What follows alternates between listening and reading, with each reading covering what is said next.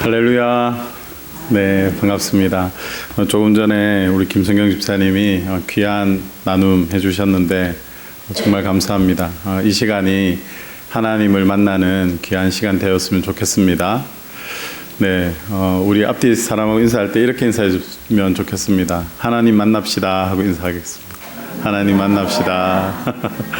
네, 바랍기는 우리가 정말 그냥 안녕하세요 이렇게 인사하는 것이 아니라 내가 만난 하나님을 또 서로 나누고 이번 한 주간 나는 이런 하나님을 만났고 내 삶 가운데 이렇게 역사하셨다. 그렇게 해서 서로 간증하고 나눔이 더 풍성해지는 우리 모두가 되었으면 좋겠습니다.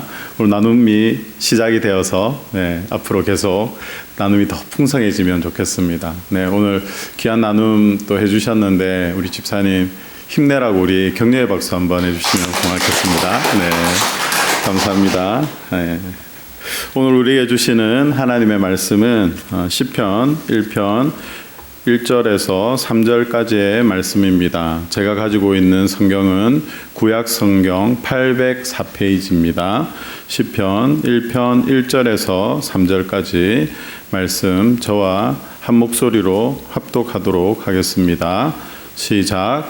복 있는 사람은 악인들의 꾀를 따르지 아니하며 죄인들의 길에 서지 아니하며 오만한 자들의 자리에 앉지 아니하고 오직 여호와의 율법을 즐거워하여 그의 율법을 주야로 묵상하는도다. 그는 시냇가에 심은 나무가 철을 따라 열매를 맺으며 그 잎사귀가 마르지 아니한 같으니 그가 하는 모든 일이 다 형통하리로다. 아멘. 네. 오늘 이 시편 1편 1절에서 3절 말씀은 제가 교회에서 새 가족이 등록하면 그 가정에 이렇게 방문을 하잖아요. 그래서 이제 신앙생활을 어떻게 했는지 들어보고 또 함께 교제하고 난 다음에 늘 새가족은 시편 1편 1절에서 3절 말씀을 가지고 이 말씀을 나누고 그렇게 합니다. 그래서 이 시편은 제가 새가족 신방을 하면서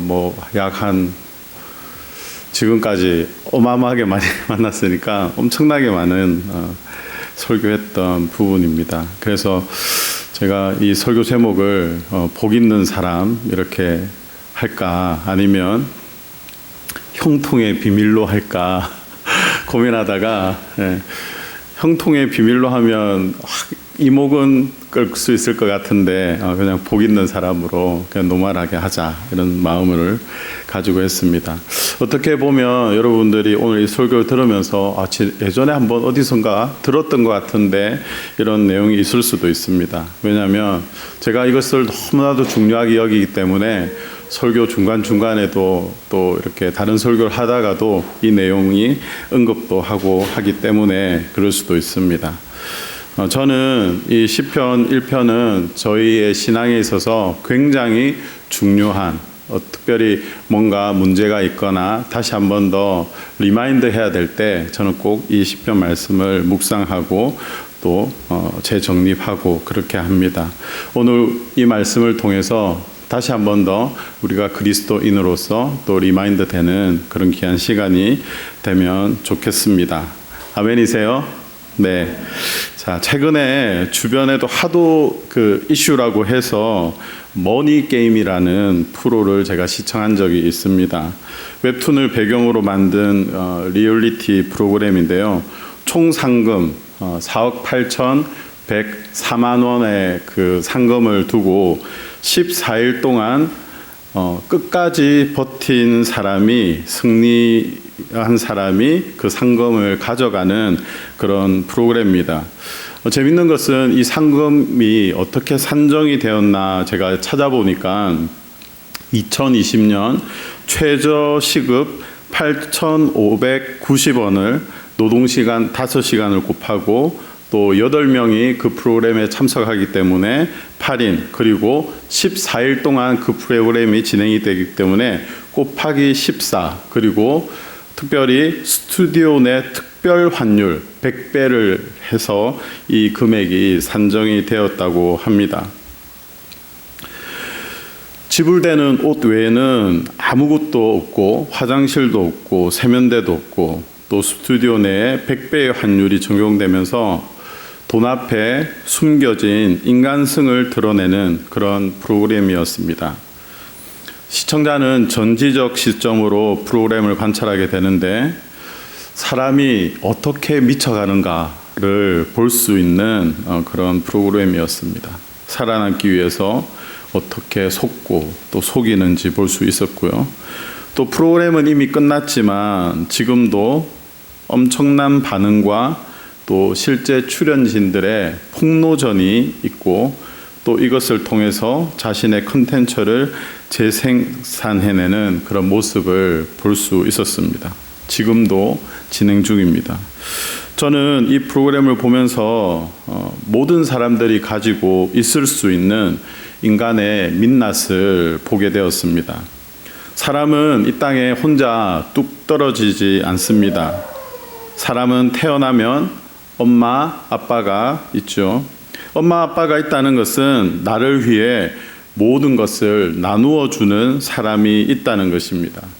이런 사랑을 받을 때는 사람은 가장 아름다운 모습으로 자랍니다. 그래서 어린 아이들의 얼굴을 찍은 사진을 보면 정말 헬맞습니다. 저희 교회도 어린 자녀들이 참 많잖아요. 예, 교회 마당에서 막 뛰어다니는 아이들의 얼굴을 보면 정말 해맑습니다. 그런데 이 아이들이 학교를 가고 또 조직 안에 들어가면서 경쟁을 시작합니다. 1등을 가리게 되고 또 평가하게 되면서 사람은 점점 변해가기 시작합니다. 여러분, 저는 질문합니다. 이 땅의 모든 사람들이 행복할 수는 없을까요? 머니게임처럼 출연진 모두가 4억 8,104만 원을 나누어 가질 수는 없을까요?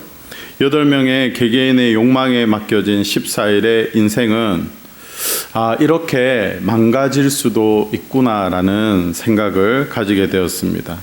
그래서 우리도 이 땅에서 망가질 수 있기 때문에 하나님의 지식을, 지금 코로나 예방접종을 맞듯이 하나님의 지식을 예방접종해야 되겠다라는 마음을 제가 가졌습니다.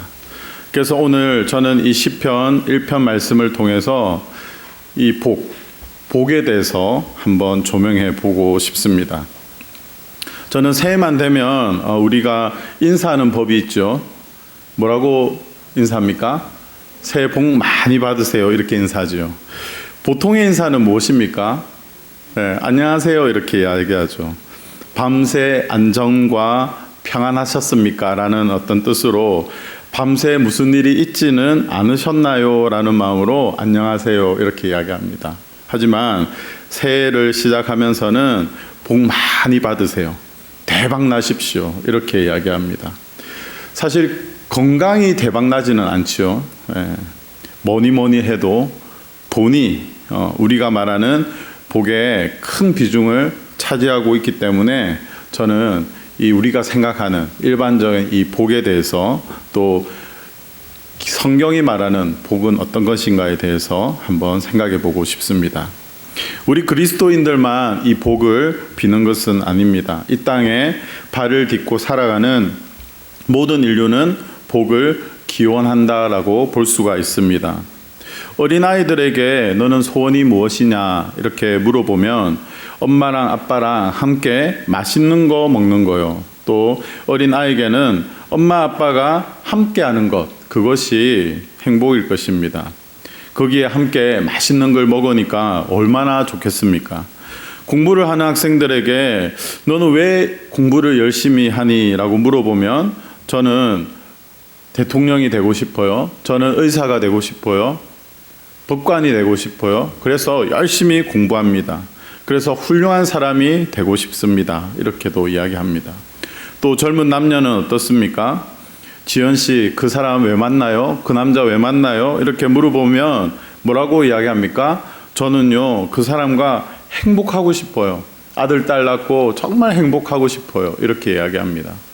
보통 자매님들한테 물어볼 때 저는요, 그 사람하고 맨날 싸울 거고요. 그 사람하고 맨날 막 죽여라 살려라 이러면서 막 이혼 소송하고 살 거예요. 막 그러지 않잖아요.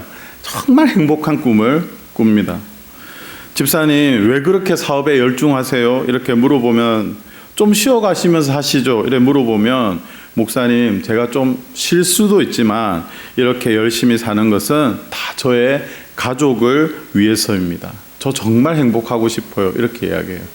하지만 가족끼리 또 자녀들과 싸움할 때 뭐라고 말합니까? 제가 아빠한테 그렇게 일해달라고 했어요. 뭐 이렇게 이야기하는 거죠. 아빠한테 큰 대못을 받는 겁니다. 많은 사람들이 각자 다른 이유로 이 땅에서 열심히 살아가고 있습니다. 또 행복을 바라고 있습니다. 어린아이로부터 장년에 이르기까지 모두 다 열심히 살아갑니다. 각자의 대답은 다를 수 있지만 이 모든 것을 녹이면 한 단어로 정의할 수 있는데 그것은 바로 행복이라는 것입니다. 그런데 이런 복은 믿는 사람이나 믿지 아니하는 사람이나 다 바라는 것이라고 볼 수 있습니다. 누구나 다 돈이 많았으면 좋겠다. 또 누구나 다 건강하면 좋겠다. 누구나 다 자녀가 잘 되면 좋겠다. 누구나 다 가족이 함께 지내면 좋겠다라고 생각합니다. 저는 우리가 날마다 이 빌어주고 또 바라는 이 복을 넘어서 오늘 성경이 말하는 복, 하나님께서 말씀하시는 복이 무엇인지 한번 점검해 보는 시간을 가지기를 소망합니다. 오늘 시편 1편은 복 있는 사람이라고 시작합니다. 원어 성경에서는 행복자여라고 번역할 수가 있습니다. 1절과 2절을 다 같이 다시 한번 읽어보도록 하겠습니다. 시작. 복 있는 사람은 악인들의 꾀를 따르지 아니하며 죄인들의 길에 서지 아니하며 오만한 자들의 자리에 앉지 아니하고 오직 여호와의 율법을 즐거워하여 그의 율법을 주야로 묵상하는도다. 오늘 복 있는 사람은 아니하고 2절에 오직 여호와의 율법을 즐거워하여 그의 율법을 주야로 묵상하는 사람이다. 이렇게 이야기하는 거죠. 그래서 2절을 조금 더 쉽게 풀어서 한 문장으로 만들면 성경을 읽는 사람이 복된 사람이다. 행복한 사람이다. 이렇게 정리할 수가 있습니다. 그러면 질문이 생깁니다. 왜 하나님의 말씀을 읽는 이 사람이 복 있는 사람이고 행복한 사람일까요? 그것은 우리 기독교가 어떤 종교인지 알면 답을 간단하게 찾을 수 있습니다. 여러분, 기독교를 정의할 때 기독교는 어떤 종교라고 우리는 많이 듣고 있습니까?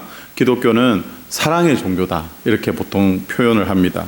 그리고 기독교는 계시의 종교입니다. 계시의 종교.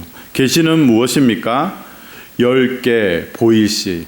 그러니까 열어서 보여준다라는 것이죠. 종교에서 이 신에게 속한 단어인데, 그러니까 사람의 지혜로서는 알 수 없는 이 진리를 신이 가르쳐 준다라는 것이죠. 왜 기독교를 계시의 종교라고 할까요? 한번 상상해 보십시오. 어두운 깜깜한 방에 있습니다. 여러분, 여행을 가면 호텔에 묵게 되는데 묵고 있는 그 숙소에 커튼을 다 닫고 있으면 정말 깜깜합니다. 그런데 실내등도 끄면 정말 깜깜하죠. 근데 커튼을 조금 열면 바깥에 그 빛이 들어오면서 안이 밝아집니다. 이것이 계시라고 할 수 있습니다. 그러니까 밖에서 안으로 들어오는 이 빛과 같은 것인 거죠.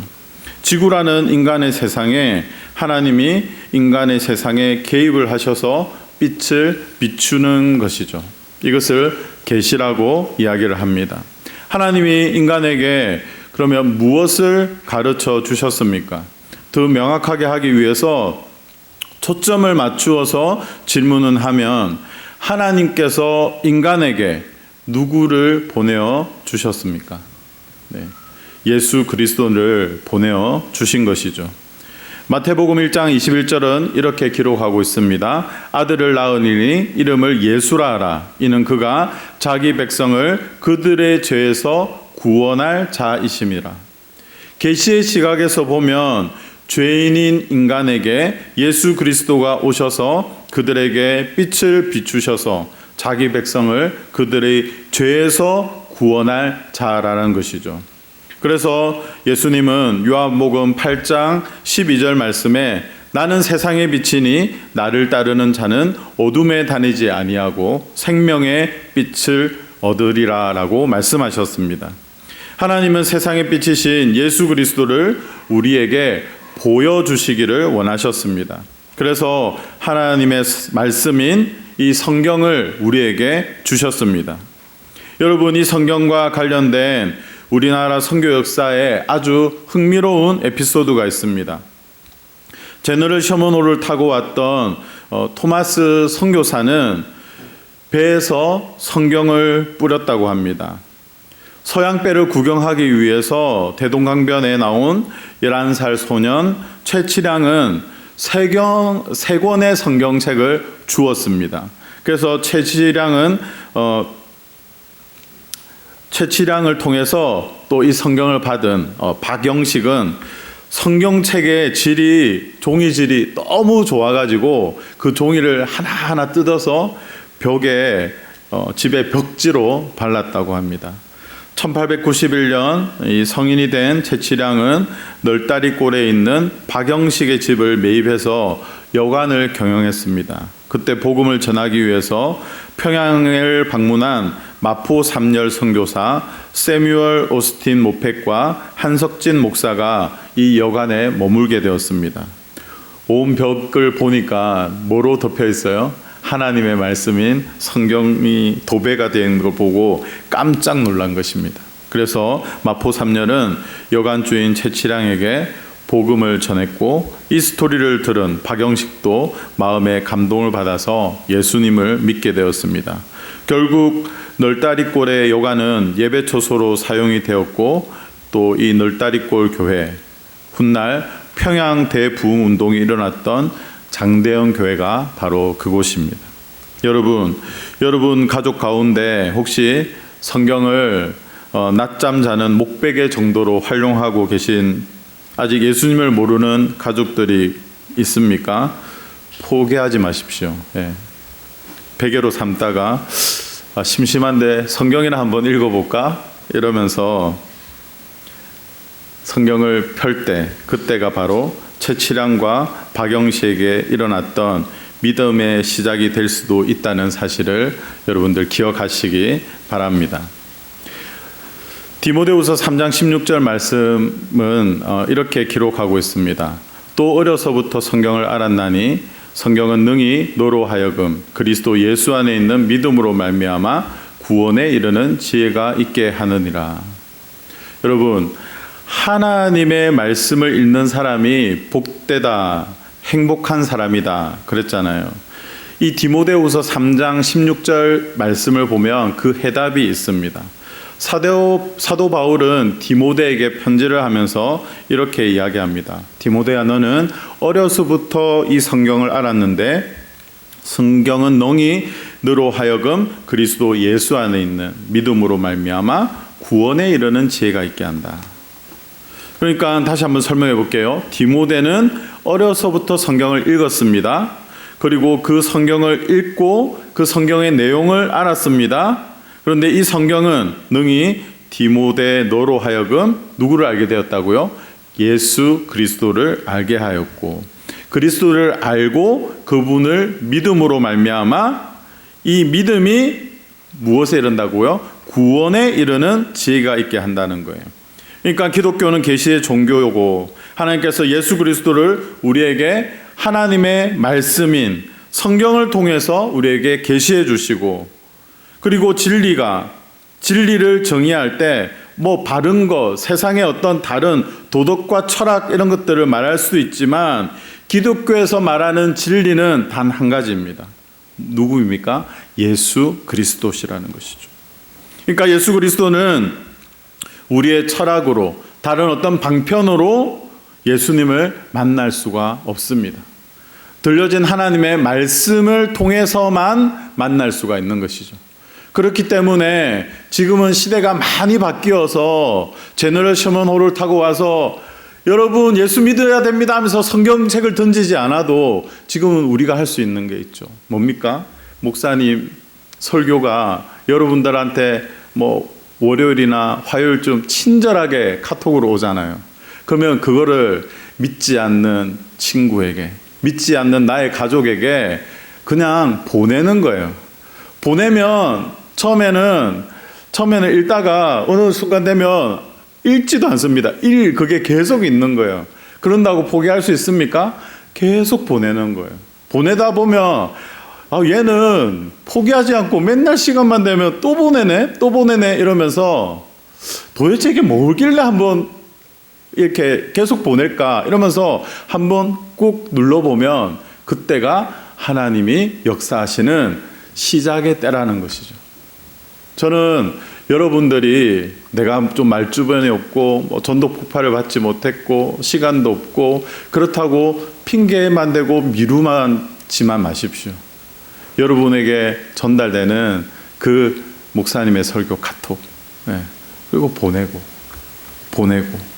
그리고 기도하는 거죠. 하나님, 저는 정말 이 카톡을 전달할 수밖에 없지만 꼭 우리 처형이, 우리 형님이 손가락을 들어서 누르게 하여 주시고 아니면 잘못 눌러서라도 플레이가 되게 하셔서 복음이 들리게 하여 주십시오. 그러면 하나님이 역사하시는 겁니다. 나도 성경 한번 읽어볼까? 목사님 말씀하시는 게 옳은 이야기인데 틀린 이야기는 아닌데? 이러면서 성경 읽어볼까? 이러면서 여러분에게 전화 오는 거죠. 누구야? 성경 살려면 어떻게 해야 되냐? 이러면 그때는 조르의 찬스죠. 형님, 제가 성경을 사서 보내겠습니다. 아니면 여러분이 퀵 서비스로 사들고 가는 거죠. 케이크도 들고 가는 거죠. 그렇기 때문에 이 하나님의 말씀인 이 성경은 유일하게 우리가 예수님을 만날 방편이기 때문에 그것을 위해서 늘 기도하며 나아가야 되는 것입니다. 여러분, 코로나라고 해서 여러분들은 어떻습니까? 어떤 삶을 살아가고 있습니까? 힘든 삶을 살아가고 있지 않습니까? 오늘 김성경 집사님이 자신의 간증을 하면서 우리가 정말 하나님 만나면 좋겠다 이야기했습니다. 믿는 우리도 마찬가지입니다. 정말 하나님이 우리에게 계시해 주신 이 하나님의 말씀, 여러분들은 얼마나 가까이 하고 계십니까? 하나님의 복된 사람, 하나님의 사람이 되기 위해서 우리도 하나님의 말씀을 가까이 하면서 읽어야 하는 것입니다. 그래서 정말 나를 구원해 주신 이 하나님의 은혜에 감격하며 하나님의 복을 누리시기를 소망합니다.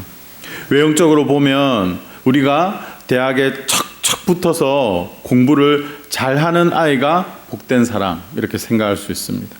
건강이 아주 좋아서 막 몸매가 끝내주는 사람, 그 사람이 복된 사람이라고 생각할 수 있죠.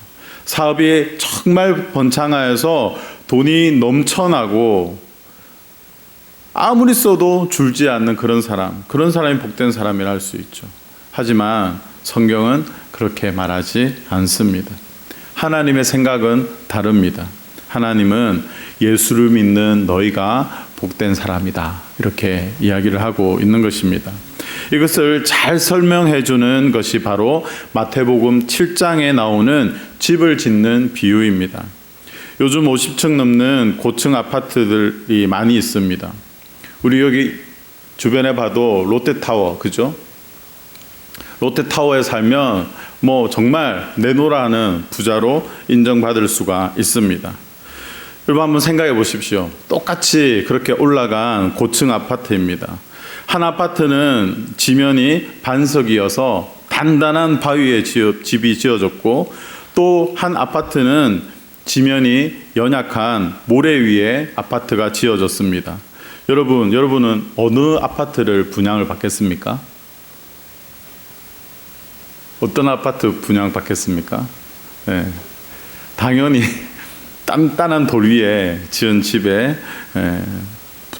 분양을 받겠죠. 그래서 미국의 뉴욕에 가면 높은 빌딩이 많이 있는데 그 이유가 그 바닥이 단단한 돌로 되어 있다고 하는 것입니다. 예수님도 이것을 너무나도 잘 아셔서 이렇게 말씀하셨습니다. 그 집을 반석 위에 지은 지혜로운 사람, 그 집을 모래 위에 지은 어리석은 사람 같다라고 성경은 말하고 있습니다. 외형적으로는 똑같습니다. 그러나 바뀐 것은 무엇입니까? 모래 위에 지어졌느냐 아니면 바위 위에 지어졌느냐는 것입니다. 예수님께서 이 비유를 말씀하셨던 이유는 우리가 바른 복음, 바른 믿음 위에 서 있어야 한다는 것입니다. 세상을 보면 정말 다 착해진 것 같은 그런 사람들이 너무 많습니다. 잘생겼고 돈도 많고 명예도 하늘을 찌릅니다. 자녀도 너무나도 바릅니다. 그런데 어떤 어려움이 생겨서 명예가 곤두박질 칠 때 그들이 스스로 목숨을 던지는 그런 뉴스들을 종종 봅니다. 보통 사람들의 눈으로 볼 때는 정말 안타깝습니다. 왜요? 명예가 뭐라고 그래도 좀 살아주시지라는 마음이 있습니다. 그런데 그 사람은 목숨과도 같은 그 명예를 잃어버렸기 때문에 죽어서라도 그것을 감당하는 것입니다. 그런데 여러분, 교회에 오시는 분들을 한번 주변을 생각해 보십시오. 한번 옆에 사람을 보십시오. 죽어도 벌써 죽어야 될 것 같은데 꿋꿋하게 살아서 감사합니다. 매일 감사 노트를 쓰시는 분도 있고 일주일에 한 번 감사 노트를 쓰시는 분도 있고 어떻게든 감사의 제목을 써서 교회 나와서는 웃고 계신 분들이 있으신 거죠. 무슨 차이입니까? 외형적으로는 똑같아 보이지만 이 지면의 차이가 있다는 것입니다. 믿음의 반석의 차이인 것이죠. 여러분, 우리가 신앙생활을 하면서 혹 성공 위주로 믿음을 설계하면 실패와 동시에 우리는 그 믿음을 잃어버릴 수가 있습니다. 철저하게 우리가 교회를 다니는 이유, 우리가 성경을 읽어야 하는 이유는 예수 그리스도를 믿음으로 말미암아 구원을 받기 위함이라는 사실을 명심하십시오. 그리고 이 믿음의 반석 위에 여러분의 환경을 올려놓는 것입니다. 여러분의 건강, 여러분의 가정, 여러분의 사업, 여러분의 자녀, 여러분의 꿈과 미래를 말입니다. 그래야만이 우리의 건강이 조금 흔들리고 우리의 가정이 조금 흔들리고 우리의 사업이 무너지고 자녀의 문제로 힘이 들고 우리의 꿈과 미래가 짓밟힌다 해도 코로나가 창궐해서 막 예배 중단의 사태가 일어난다고 해도 우리가 조금은 흔들흔들거리고 힘들고 그렇지만 그것을 버텨낼 수 있는 힘은 무엇에 있습니까? 믿음이라는 반석 위에 우리의 모든 것이 세워져 있기 때문입니다. 아멘이세요? 오늘 3절은 이것을 이렇게 표현하고 있습니다. 그는 시냇가에 심은 나무가 철을 따라 열매를 맺으며 그 잎사귀가 마르지 아니함 같으니 그가 하는 모든 일이 다 형통하리로다. 이 3절에 보면 복 있는 사람을 시냇가에 심은 나무로 비유하고 있습니다.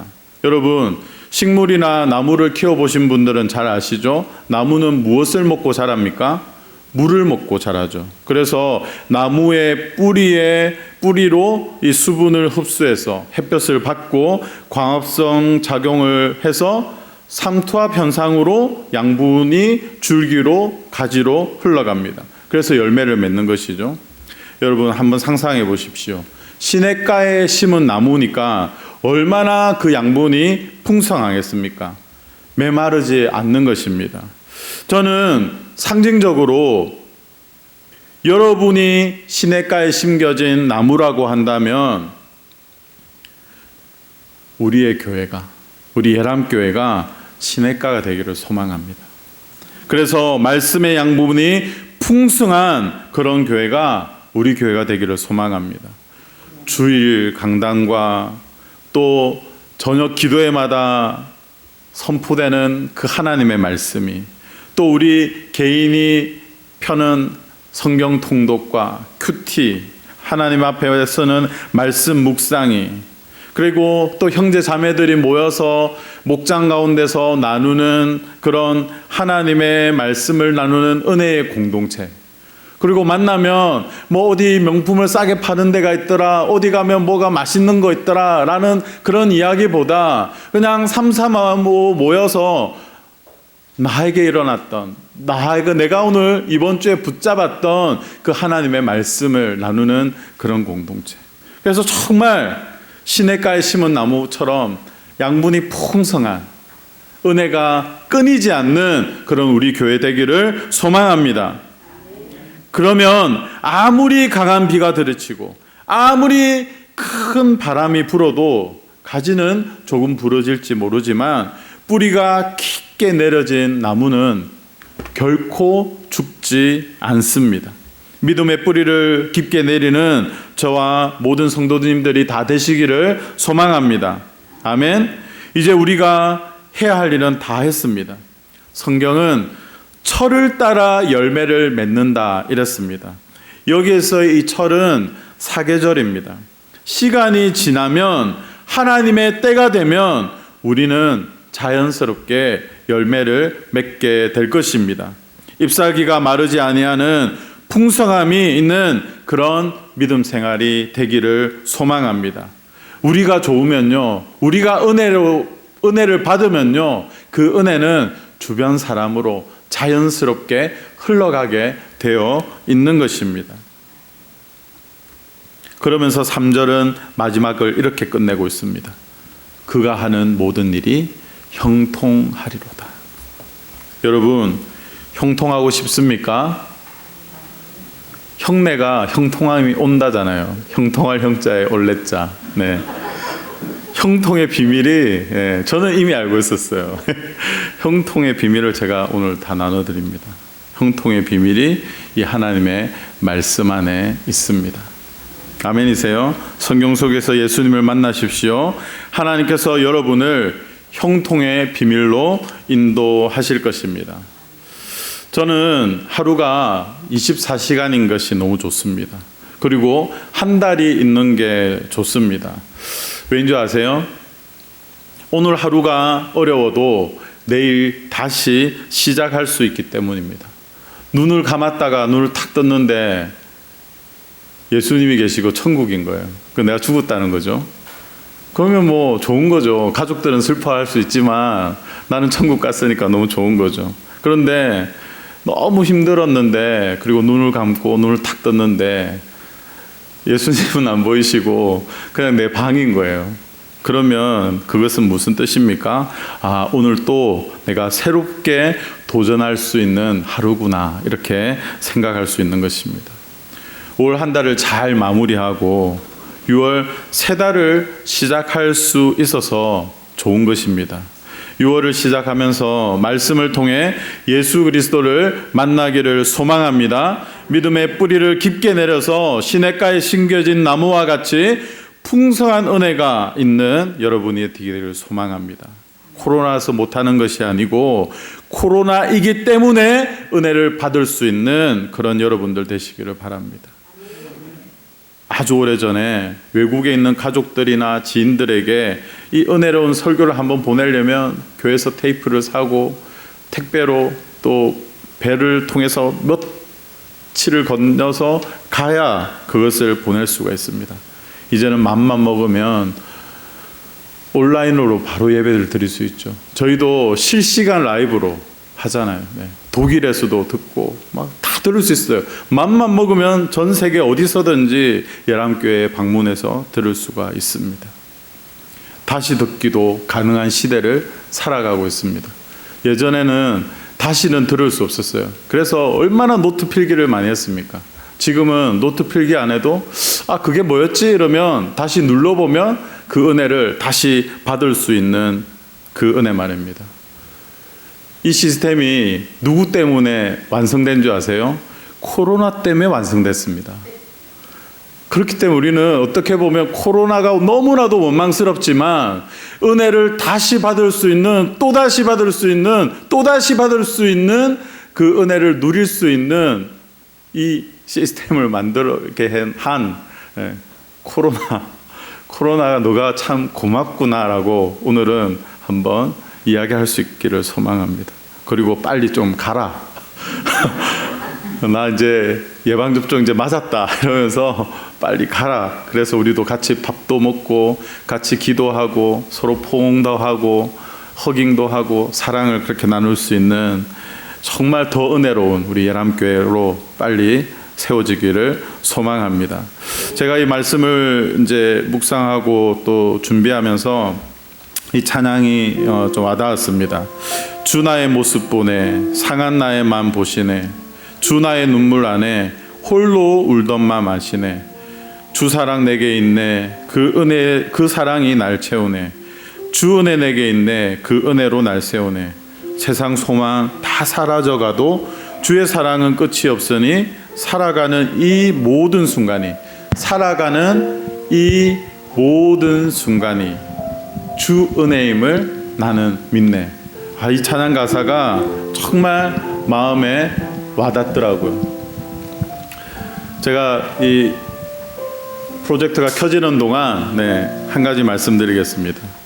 제가 예전에 한 교회를 방문했을 때 그 성도님들과 이렇게 간담회 비슷하게 이렇게 대화하는 시간이 있었습니다. 한 여집사님이 손을 들고 저한테 질문하셨습니다. 정말 말을 잇지 못하면서 울먹거리면서 그런 이야기를 하시더라고요. 목사님, 우리 이야기를 아세요? 우리 이야기를 아세요? 그러면서 울먹울먹거리시더라고요. 저는 마음이 참 아팠습니다. 여러분은 어떻습니까? 저 앞에서 웃고 계시지만 여러분도 말씀하고 계시진 않습니까? 목사님, 제 이야기 아세요? 제 이야기 아세요? 여러분 앞에 여러분의 이야기를 들어줄 수 있는 목사님이 있다는 것, 여러분의 신앙의 선배이신 장로님, 권사님, 집사님이 있다는 것, 그것은 축복입니다. 집사님 오늘 너무 감사합니다. 어떻게 제 설교 내용을 아시고 미리 간증으로 다 깔아주시니까 너무 감사합니다. 선교사님이 있고 목사님이 계시고 만 몇천 명이 모이는 그런 큰 교회 부럽지 않다고 이러면서 말씀하시는데, 내가 집사님한테 부탁한 것도 아닌데 이렇게 설교 내용을 말씀해 주시니까 정말 감사하더라고요. 왜일까요? 하나님의 은혜가 있기 때문에 마음이 통하는 것입니다. 여러분, 혹시 정말 여러분의 마음이 힘드신 분이 있습니까?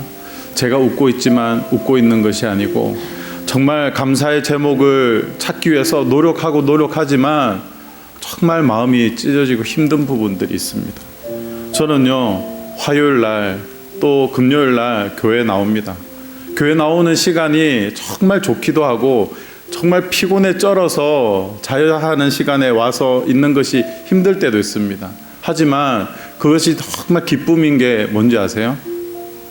나오면 사모님이 계시고 목사님이 계시고 함께 대화를 할 수 있는, 은혜를 나눌 수 있는 사람이 있다는 것, 그것이 정말 좋습니다. 우리 일원동의 주변의 이웃들은 그 사실을 잘 모릅니다. 저 교회 들어가도 되나? 한 가지는 알죠. 커피 맛집이기 때문에 자판기까지는 옵니다. 여기 우리 포도가 있는 이 정자나무 밑에 앉아서 쉬기도 합니다. 하지만 문을 열고 들어와서 저에게 이런 힘듦이 있는데 목사님, 제가 목사님께 기도 부탁해도 될까요? 그럼요. 제가 당신을 위해서, 형제 자매를 위해서 기도하겠습니다. 여러분, 이 소문을 좀 내어주십시오. 여기 예람교회는 너가 힘들면 찾아가서 하면 커피도 사주고, 진짜 힘들면 순대국밥도 사준대 라고 좀 소문을 내십시오. 그 정도 예산은 우리가 좀 써도 되지 않겠습니까? 예산을 쓴다고 해서 목사님이 예산을 쓰실 분이 아닙니다. 개인 사비로 다 하실 것입니다. 저도 마찬가지고. 주 나의 눈물 안에, 우리가 해결 못한다 하더라도 오늘 이 찬양 가사는 뭐라고 말씀하십니까? 주님이 나의 눈물을 알고 나의 울던 마음을 알고 예수님이 아신다라고 말씀하십니다. 그렇기 때문에 여러분은, 그리고 우리 사랑하는 이 일원동의 이웃들은 누가 필요합니까? 예수님이 필요한 것입니다. 그 예수님이 괜찮다 말씀하시면서 우리를 품에 안아주는 것입니다. 오늘 주신 말씀을 생각하시면서 정말 하나님의 말씀을 통해서 내가 예수님을 만나고 이 너무나도 좋은 이 예수님을 우리 이웃들에게도 전하기를 원하오니 하나님, 내게 주신 그 은혜가 우리 사랑하는 이웃들에게 흘러가게 하여 주십시오 하는 마음으로 오늘 이 찬양하고 우리 기도하도록 하겠습니다. 주 나의 모습 보내,